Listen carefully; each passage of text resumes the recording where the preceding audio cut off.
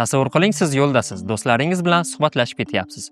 Keyin to'satdan nimanidir his qildingiz. Ko'krak qafasingizda og'riq paydo bo'ldi. Nafas olishingiz qiyinlashdi. Qo'lingiz uvishib, jag'ingiz atrofida og'riq boshlandi. O'tib ketadi deb o'ylaysiz, ammo o'tib ketmaydi. Ehtimol, shu vaqt yuragingiz so'nggi ogohlantirishni berayotgandir va bu yurak xuruji bo'lishi mumkin. Miokard infarkti yoki yurak xuruji odatda tromb tiqilishi tufayli yurakning bir qismiga qon yetib borish to'xtaganda sodir bo'ladi. Kislorodsiz qolgan yurak mushaklarining o'sha qismi bir necha daqiqa ichida nobud bo'la boshlaydi. Agar tez yordam ko'rsatilmasa, bu holat yomon oqibatlarga olib kelishi mumkin. Yurak xurujlari odatda arteriyalarda yog' va xolesterin to'planishi natijasida yuzaga keladi.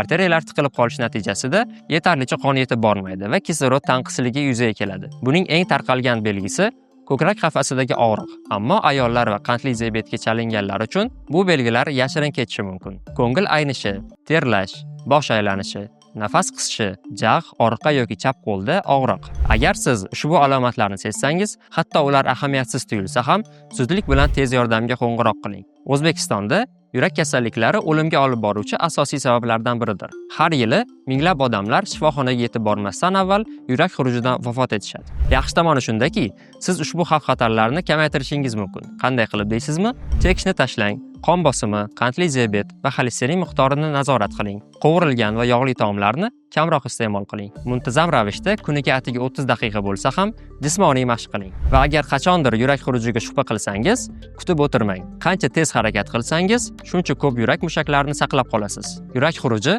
har doim ham baland ovoz bilan ogohlantirmaydi. Ba'zida hech qanday belgi ham bermasligi mumkin. Muhimi, o'z vaqtida tanangiz berayotgan signallarga quloq tuting. Sizlar bilan Med 36 jamoasi bo'ldi. Keyingi sonlarda ko'rishguncha salomat bo'ling.